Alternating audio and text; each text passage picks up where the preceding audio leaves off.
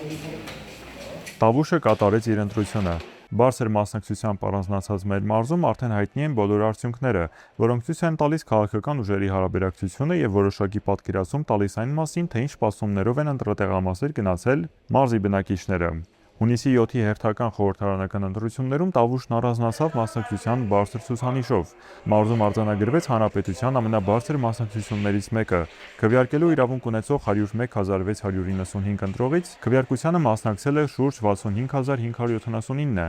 ինչը վկայում է, որ այստեղ քաղաքացիները շարունակում են ընտրությունները դիտարկել որպես իրենց ձայնը լսելի դարձնելու կարևոր հնարավորություն։ Տավուշի մարզի 93 ընտրատեղամասերի արդյունքների համաձայն քաղաքացիական պայմանագիր կուսակցությունը հավաքել է շուրջ 38,000 ձայն։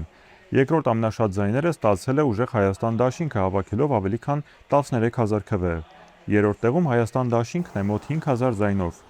Մնացած քաղաքական ուժերը ստացել են համեմատաբար քիչ ձայներ, չկարողանալով էապես ազդել մարզի ընդհանուր քաղաքական պատկերի վրա։ Սակայն թվերից այն կողմ Տավուշի ընտրական պատկերը շատ ավելի խորքային է։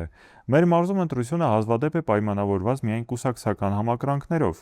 Այստեղ ընտրողի որոշումների վրա ազդեցություն ունեն անվտանգային մարտահրավերները, սահմանամերձ կյանքի առանձնահատկությունները, աշխատատեղերի պակասը, ենթակառուցվածքների զարգացումը, կրթության եւ առողջապահության հասանելիությունը, ինչպես նաեւ երիտասարդների ապագայի վերաբերյալ պատկերացումները։ Այսօր, երբ ընտրական գործընթացներն արդեն ավարտված են եւ ընտրություններից մեկ շաբաթ անց հայտնի է, թե որ ուժերն անցան խորհրդարան, Տավուշի բնակիչներին առավել շատ հետաքրքրում է, թե ինչ կփոխվի վաղվանից։ Տավուշը կատարել է իր ընտրությունը։ Այժմ հերթը քաղաքական ուժերինն է պատասխանելու այն վստահությանը, որը ստացել են ընտրատեղամասերում։